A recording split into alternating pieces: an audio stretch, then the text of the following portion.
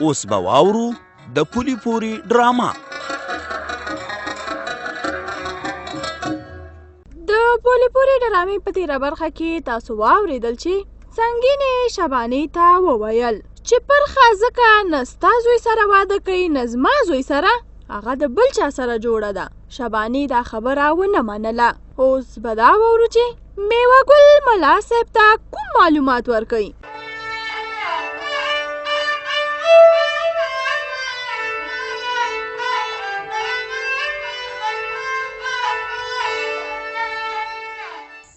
میوه ګله، ما ویل چې زه به تا نه پوښتنه کوم، د ملک غني سره تاسو څه وکړل؟ د سربند تاوان ترې واخیستل شو او که نه؟ او ملا صاحب خبره هم ورسره خلاصه شوله. خیره د هغه وسلوال چې څنګه لاړل نو بس موږ هم د موقع نه پیدا واخیسته، پسې ورغلو، هم ترې تاوان واخیسته، هم جرمانه. خو هغه مو قانع څنګه که؟ د هغه قانع کول خو ډېر سخت کار دی. که سل ځلې ملامته وي خپله ملامتیا نه مني. خو ملا صاحب فرید د مطلب شاه څخه ټول ثبوتونه ترلاسه کړي وو.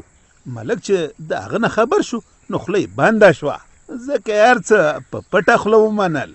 او بیا د سردار اکام کور ودان چې څو ځل پسې ورغی او په خبره باندې پوه که.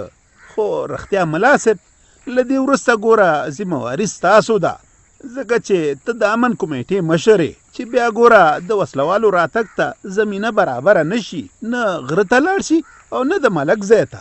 بې غمه اوسه، انشاء الله تعالی چې داسې به نه کیږي. او هغه تیر ځل چې څه وشو هغه خو ستاسو په مصلحت شوي وو، دا ځل به ورته ټولې لارې بندې وي. کور د ودان ملا صاحب، بس چې د دې وسلوالو د غم نه موږ خلاص یو نو موږ بیا په ډاډه زړه خپل کارونه کولی شو. انجینر صاحب فرید د کار سړی دی او دا زموږ خوشبختي ده چې زموږ د شورا مشر دی او کارونه راته کوي. الله رب العزت دې ورته ډېر عمر ورکړي. په هر ځای کې چې امن و امان وي هلته اقتصاد، تجارت، پرمختګ دا هر څه وده کوي چې موږ او تاسو یې مثال ښه ګورو.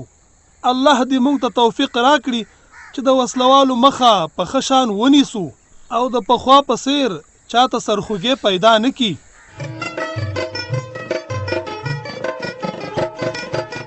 سرګی لا خو د مرکز ښځې نه دي راغلي، نو همدا موقع ده چې زه تا سره دا خبره شریکه کړم. کومه خبره پرخې؟ خیرت خو به وي؟ او خیر دی، ستا د مور نه مې ډېر زړه بد شو. خبره یې چې مور دې زما پاک له خلکو ته څه ویلي دي؟ نه زه خو نه یم خبره. څه یې ویلي دي؟ په ما پسې تهمتونه تړلي دي چې ګوندې دا د چا سره جوړه ده، لار ورسره لري. ځکه خو نه زما زوی سره واده کوي او نه د شبانۍ کاني زوی سره. دا خبرې خو ما اورېدلې وې، خو دې نه خبره نه ومه چې ګوندې دا زما مور کړي. بس نو د هغې د خولې خبرې دي. ما مخامخ ځکه هغې ته څه ونه ویله چې ته خفه نه شې. اوس مې تا ته ویل چې مور دې پویه که، سره د دې چې زما په دې خبرو پروا نشته دی. شکر دی زما کورنۍ هم خلکو ته معلومه ده او زما اخلاقم، خو ستاسې کورنۍ به پې بدنامه شي. پرخې دا چې زما مور در پسې خبرې کړي نو زه مې مور داسې کله پرېږدم. د دې هرې خبرې پوښتنه به ترې کوو. ستا پاک له خو ټول مرکز ته معلومات دی چې شکر دی ته داسې جلی نه یې. که څوک تا پسې داسې خبرې هم وکړي نو موږ یې نه منو، ځکه چې ته موږ ته ډېره ښه معلومه یې. هیڅ اندېښنه ونه کړي. اندېښنه نه کومه، خو په دې خبرو هم دا ستا مور بد ښکاري. اوس دا زما خوښه ده چې زه چا سره واده کوم او چا ته انکار کوم. په دې کې نه زما کورنۍ حق لري او نه د بل چا کورنۍ. او تهمتونه لا خو پرېږده، د دې خو هېڅ چا ته حق نه ورکوم. بس خیر دی، ته د مور داسې په ښه شان پویه که او ورته ووایه چې ځان سپکوه مه. زه خو پوهېږم چې ستا مور ولې داسې خبرې کوي. زه هم پویه شوم، خو ځه داسې به بیا نه کېږي. راځه نو چې ما تا خپل کار ته شو او پاتې شو د مور خبره مې. څنګه چې د مرکز نه لاړم نو مور پسې مې ورځم او دا خبرې به ورته د پلار په مخ کې وکړم چې پلار مې پې خبر شي. پلار مې مور کله داسې خبرو ته پرېږدي، د همدې له خاطره یې مرکز ته نه راپرېږدي چې خدای مکه څوک ترې خفه نه شي.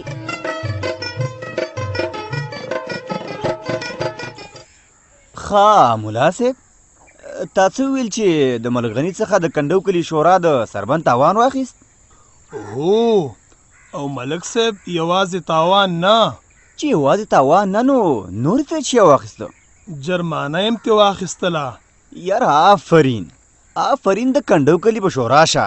فرید په رښتیا هم چې د شورا د مشرۍ لایق دی، ځکه یو خو په کار باندې پوهېږي. ته وګوره د سړک پروژه، د اوبو پروژه او اوس د سربند پروژه، دا هر څه یې سرته ورسول. او بله دا چې په قانون عملي کولو کې هم تکړه دی، د چا خیر خاطر نه کوي. کله چې عبدالرحیم بندي شو او موږ د ملغني د نیولو تکل وکړو نو له هر چا زیاته مرسته فرید وکړه. ملک صاحب ځکه خو ورباندې د کنډو کلي خلقو باور وکړو او د شورا په ټاکنو کې رایه ورکړه.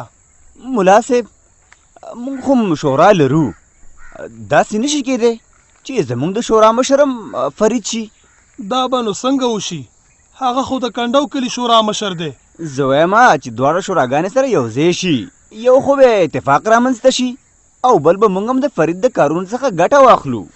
خبره خو دې ډېره ښه وکړه ملک صاحب، خو چې د کنډو کلي شورا او خلق یې را سره ومني. ملا صاحب الله مهربانه دی، که ته لږ تکلیف وکړي او کنډو کلي ته لاړ شي، په دې هکله د ځینو مشرانو سره خبرې وکړه، که یې را سره ومني نو غوړي به لا غوړي شي. په دواړو سترګو زه خو کنډو کلي ته هسې ځم راځم د امن د کمیټې له خاطره. که د مشرانو سره مخ شوم نو دا خبره به ورته یاده کم چې د هغوی څه نظر دی.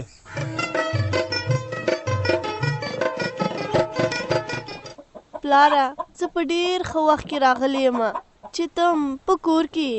خدای دې خیر کړي لورې، څنګه داسې خفه معلومیږي؟ ولې؟ دا به درته ووایم، خو مور مې چیرته ده؟ په انګړ کې درک نه لګي.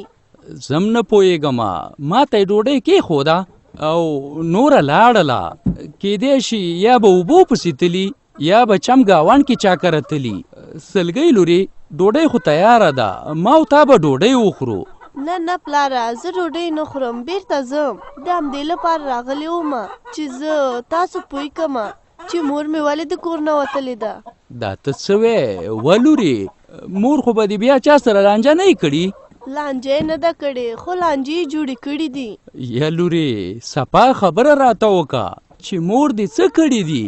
مور مې په پرخې پسې تهمتونه تړلي چې ګوندې خدای مکه هغه ښه جنۍ نه ده او د چا سره جوړه ده، ځکه چې نه د زړور لالا سره واده کوي او نه د عجب ګل کاکا زوی عابد سره. شیطانه مخ دې تور شه. یا لورې دا ته څه وې؟ زه رښتیا وایم پلاره، او په دې خبره باندې پرخم خبره شوې، نو د همدې لپاره راغلم چې مور مې د دې کارونو نه منع شي. نو دا خو هغه ورځ ما منع کړه کنه، نه پوهېږم چې دا څنګه ښځه ده. دا څوک یادوئ؟ زه چې په کور کې نه یم نو سلګۍ کور ته راځي او بیا لا په ما پسې خبرې م کوئ. یعنی په ځان باندې پوهېږي چې همدا ستا خبرې م کولې؟ مورې ښه ده چې راغلې. ولې راځم به نه؟ کور مې نه دی او دا تا څنګه یو ناڅاپي راپېښه کړې؟ تا پسې راغلی، تا پسې. ته وګوره موږ یوازې ستا نوم واخیسته، څومره دې پې زړه بد شو چې ما پسې خبرې کوئ، او دا ته چې خلکو پسې خبرې کې نو هیڅ خبره نه ده. ما په چا پسې خبرې کړې دي؟ ولې؟ په پرخې پسې تا په کلي کې داسې خبره ګډه کړې ده چې ګوندې خدای مکه هغه د چا سره جوړه ده.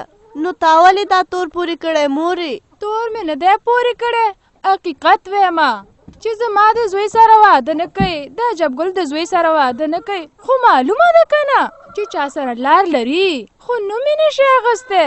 نه مورې پرخه داسې جنۍ نه ده، زما ملګرې ده په مدرسه او مرکز کې را سره یو ځای وي، په پرخه کې داسې خبرې نشته دی. او تم د خدای نه وډار شه، په یو پاک لمنې جنۍ پسې داسې تورونه مه تړه. رښتیا وایي وسنګینې، هغه هوښیاران وایي چې ته د چا دروازه مه ټکوه، هسې نه سبا ستا دروازه څوک وټکوي. ولې داسې کې؟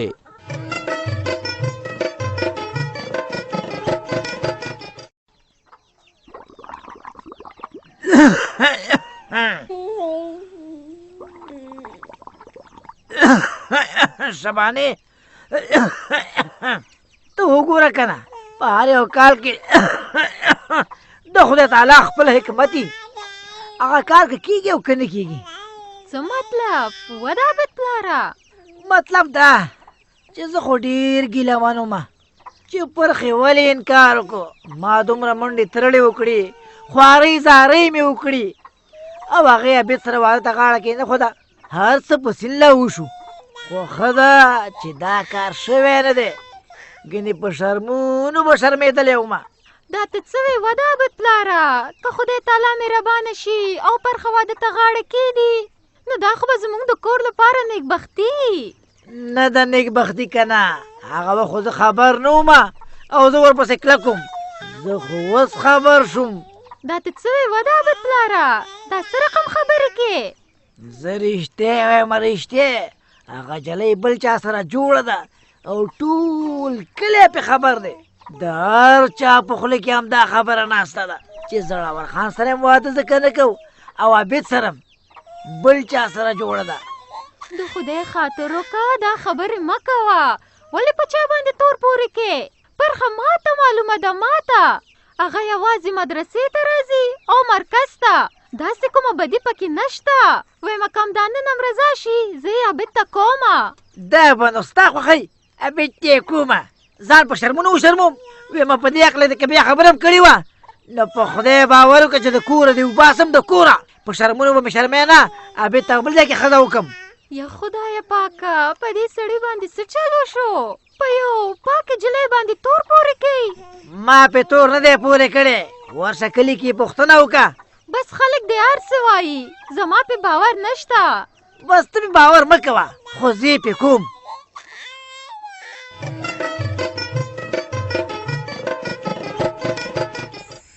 ملا صاحب وایه که نه څنګه داسې غلی ناست دی؟ سردار آقا غلی ځکه ناست یم فکر مې کو. ما ویل چې زما یوه غوښتنه ده، تاسو به راسره پکې همکاري وکئ او که نه بس په همدې مې فکر کو. ملا صاحب چې زمونږ په وس همکاري پوری په دواړو سترګو وی تور توتان له تا قربان. ته خپله غوښتنه ووایه، که په وس مې پوره وه نو ښه ده او که نه نو تا ته خو زمونږ حالت معلوم دی. ستاسو په وس پوره ده، هم ستا او هم د سردار آقا. و ملا صاحب اوس نو شپ شپ ولې کې خو صفا خبره وکړه که نه. خبره دا ده که چیرته زموږ د کلي شورا او د کنډو کلي شورا دواړه سره یو ځای شي نو ستاسو څه اعتراض خو نشته. ملا صاحب زمونږ به څه اعتراضي او اعتراض به ولې کوو، خو ته مې په دې پوه که چې تاسو ولې غواړئ چې دواړه شوراګانې یو ځای شي. مونږ ځکه غواړو چې زمونږ کلیوال د فرید د کارونو څخه متاثره دي او د هغه د کارونو ګټه زمونږ کلي ته راځي. لکه ښکاره مثال یې د سړک جوړول دي او بیا زمونږ او د کنډو کلي ډیر کارونه شریک دي. د امن مدرسه شوه، د امن کمیټه شوه، د منګیز مرکز شو چې هم پکې د دې کلي ښځې کار کوي او هم زمونږ د کلي. نو په دې خاطر غواړو چې دواړه شوراګانې سره یو ځای شي. ملا صاحب خبره دې په ګل بدله، زمونږ څه اعتراض نشته، خو د شورا مشري فرید سره ده. دا فیصله به هغه کوي چې دواړو شوراګانو ته وخت ورکولی شي او که نه. میوه ګل رښتیا وایي، فرید د دې یوې شورا سره دومره مصروف دی چې څه درته ویمه ماښام تیاره کور ته ځي او که چېرته د دواړو شوراګانو غم ورپسر شو نو بیا خو ویمه چې کور به تې پاتې. سردار آقا زه پوهیږم چې هغه ناوزګاره دی خو مونږ به ورسره مرسته کوو که نه. نو زما مطلب دا چې تاسو ما سره همکاري وکئ او هغه ته سفارش وکئ. په دواړو سترګو ستا خبره به د فرید سره شریکه کو، که یې ومنله نو ښه ده، که یې ونه منله بیا به ته نه خفه کېږي.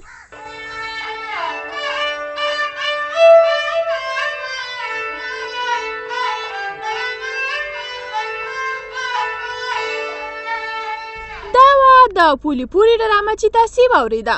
په دې هیله چې ستاسې د خوښۍ وړ به ګرځېدلې وي. په ډرامه کې مو واورېدل چې سنګینې په پرخې پسې خوله خلاصه کړې ده او تورونه ورباندې تړي. که د داسې تورونو مخنیوی ونه شي نو پایله به یې څه وي؟ په دې هکله به تفصیلي راپور د پولي پورې په پروګرام کې واورئ. که غواړئ چې له موږ سره خپل نظر یا وړاندیز شریک کړئ په دې شمیرو را سره اړیکې ونیسئ: 0 2 3 3 33 دېرش 55 0 2 شپږ شپېته 3 دېرش 10 55